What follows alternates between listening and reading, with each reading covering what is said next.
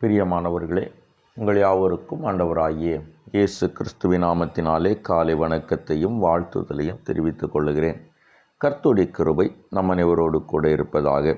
இந்த நாளின் காலை வேளையிலும் கர்த்தர் நமக்கு தருகிற வேத வார்த்தை சங்கீதங்களின் புஸ்தகம் 125வது சங்கீதம் 1வது வசனம் இவ்விதமாய் சொல்லுகிறது: கர்த்தரை நம்புகிறவர்கள் என்றென்றைக்கும் அசையாமல் நிலைத்திருக்கும் சீயோன் பர்வதத்தை போல் இருப்பார்கள் என்று சொல்லி வேதம் நமக்கு கூறுகிறது. ஆம், எனக்கு அருமையானவர்களே, இந்த காலை வேளையிலே நான் உங்களோடு கூட விதமாய் பேச விரும்புகிறேன். கர்த்தரை நம்புகிறவர்கள் என்றென்றைக்கும் அசையாமல் நிலைத்திருப்பார்கள் என்று உங்களோடு கூட பேச விரும்புகிறேன். என்னை கேட்டுக்கொண்டிருக்கிற என் அன்பு தேவனுடைய திருச்சபையே, ஆண்டவரை நம்புகிற பிள்ளைகளுக்கு வேதனைகள் உண்டா? கர்த்தரை நம்புகிற பிள்ளைகளுக்கு பாடுகள் உண்டா? கர்த்தரை நம்புகிறவர்களை உபத்திரவம் உண்டா என்பதை அநேக முறை இந்த கேள்விகளை கேட்டுக்கொண்டே இருக்கிறோம். வேதம் சொல்லுகிறது, ஆம் உண்டு என்றுதான் வேதம் சொல்லுகிறது. ஆனால் கர்த்தரை நம்புகிற பிள்ளைகளுக்கு என்ன நடக்கும் என்பதை நாம் சற்று வேதாகமத்தின் வாயிலாகவும் நம்முடைய அனுபவங்களின் வாயிலாகவும் சிந்திப்போம் என்று சொன்னால், நமக்கு வேதனைகளும் பாடுகளும் உபத்திரவங்களும் வரும்பொழுது தேவன் நமக்கு துணை நிற்கிறார். எனவே நாம் அசைக்கப்படுவதில்லை. இதே வேளையிலே மற்றவர்கள் துன்மார்க்கர்கள் இவ்விதமான சூழ்நிலையிலே கடந்து போகிற பொழுது அவர்கள் மிகுந்த வேதனையும் சில நேரங்களிலே அழிவையும் சந்தித்து விடுகிறார்கள். வேதாகமத்தின் ஒரு வேத சம்பவத்தை நான் உங்களுக்கு ஞாபகப்படுத்தலாம் என்று நினைக்கிறேன். யூதாவிலே சோதரம் எசேக்கியா ராஜாவாய் மாறுகிறார். இவர் ராஜாவாய் மாறின உடனே கர்த்தருக்கு பிரியமான காரியங்களை செய்ய ஆரம்பிக்கிறார். அங்கே இருந்த சோதர மேடைகளை எல்லாம் அகற்றுகிறார். தோப்பு விக்கிரங்களை எல்லாம் வெட்டி போடுகிறார். மோசே பண்ணின வெண்கல சர்ப்பத்திற்கு ஜனங்கள் தூபம் காட்டி வந்தபடினாலே அதையும் உடைத்து போட்டு தேவனாகிய கர்த்தருக்கு சோதரம் அவர் மிகுந்த பிரியமுள்ளவராய் அவர் மாறி போகிறார். இப்படி கர்த்தருக்கு பிரியமான காரியங்களை செய்கிற பொழுது அசீரியா ராஜா இந்த யூதா தேசத்தின் மேலே படையெடுத்து வருகிறார். அது ஒரு பெரிய சோதரம் சேனையாயிருக்கிற நாட்களிலே அசீரியா ராஜாவினுடைய அந்த படைபலம் என்பது மிக பெரிய படைபலமாயிருந்தது.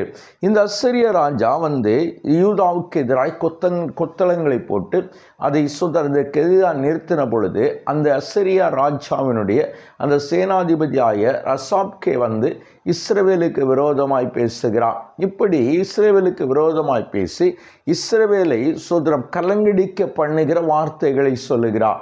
அப்பொழுது அவர் இவ்விதமாய் ஒரு வார்த்தையை சொல்லுகிறார்: எசேக்கியா உங்களை கர்த்தரை நம்ப பண்ணுவார், நீங்கள் நம்பாதிருங்கள் என்கிற ஒரு வார்த்தை அவன் சொல்லுகிறான். மாத்திரமல்ல, அவன் நிருபங்களையும் எசேக்கியாவுக்கு அனுப்புகிறான். இப்பொழுது நிருபங்களை வாங்கி கொண்டு எசேக்கியா தேவனுடைய ஆலயத்திலே வைத்து அவைகளை ஜெபிக்கிறான். இந்த அசீரியா ராஜா அநேக ராஜ்யங்களை சொல்லி, இவைகளில் எந்த தேவர்களாயிலும் என்னுடைய கைக்கு அவைகளை தப்புவித்தது உண்டா என்று சொல்லி கேட்ட பொழுது அசீரியா ராஜாவுடைய அந்த வார்த்தைகள் எல்லாம் சோதரம் தேவ சமூகத்தில் வைத்து எசேக்கியா ஜெபித்த பொழுது கர்த்தர் சொல்லுகிறார், சோதரம் அந்த ராஜாவுனுடைய வார்த்தைகள் நிமித்தம் நீ பயப்பட வேண்டாம், நான் உனக்கு ரட்சிப்பை கட்டளையிடுவேன், அல்லாவிட்டால் நான் உனக்கு உதவி செய்வேன் என்பதாய் கர்த்தர் சொல்லுகிறார். என்னை கேட்டுக்கொண்டிருக்கிற என் அன்பு தேவனுடைய திருச்சபையே, இவ்விதமாய் அந்த சோதர ராஜாவுனுடைய சோதரம் வார்த்தைகள்னாலே கலங்கி நின்ற பொழுது, அந்த ராஜாவுனுடைய வார்த்தைகள் சோதரம் இவனை கலங்க செய்த பொழுது கர்த்தர் சோதரம் இந்த எசேக்கியாவுக்கு எழும்பி சினம் கொண்டு இவர் என்ன செய்கிறார், அந்த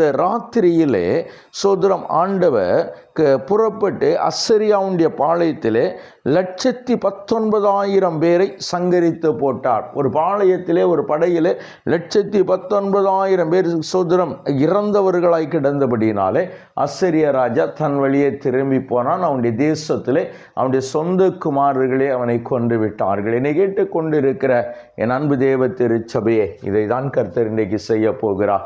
உங்களுக்காய் அவர் யுத்தம் பண்ணுவது மாத்திரமல்ல, நீங்கள் கர்த்தரை நம்பி இருக்கிறதினால் அசையாமல் நிலைத்திருப்பீர்கள். இந்த காரியத்தை பெற்றுக்கொள்ளும்படியாய் கண்களை மூடி ஜெபிக்கலாமா?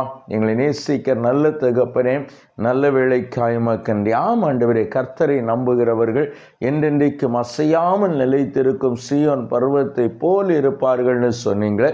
இன்றைக்கும் ஆண்டவரே, இந்த அசரியா ராஜா என்கிற பெரிய ராஜாவின் கைக்கு எசேக்கியாவை தப்புவித்த தேவன் தம்முடைய பிள்ளைகளுக்கும் உதவி செய்வீராக.